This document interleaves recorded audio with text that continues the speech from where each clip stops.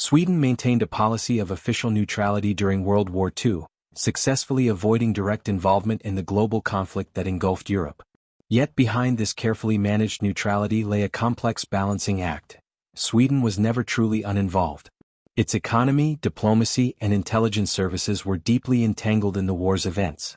Caught between Nazi Germany and the Allied powers, Sweden's wartime choices reflect both the moral challenges and geopolitical pressures of staying neutral in an unneutral world. Declaring neutrality in a world at war. When World War II began in 1939, Sweden declared its neutrality, continuing a long-standing policy of non-alignment.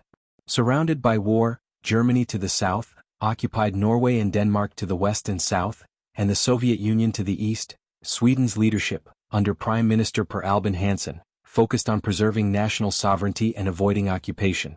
But neutrality would prove to be a constantly shifting position, requiring difficult compromises and controversial decisions.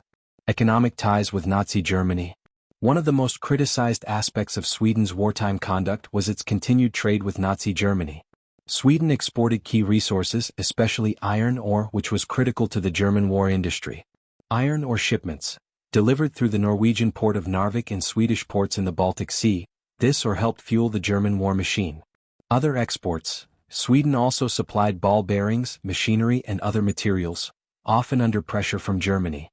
In return, Sweden maintained access to vital imports like oil and coal, which helped keep its economy running and its population stable. German transit rights. Another controversial decision came in 1940, when Sweden allowed German troops to transit through Swedish territory to and from Norway. Although officially justified as a concession to avoid conflict, it appeared to many as Sweden enabling German military operations. This practice continued until 1943, when increasing Allied pressure, and Germany's waning fortunes, allowed Sweden to reassert stricter neutrality. Quiet support for the Allies. While cooperating with Germany in some areas, Sweden also quietly assisted the Allied cause.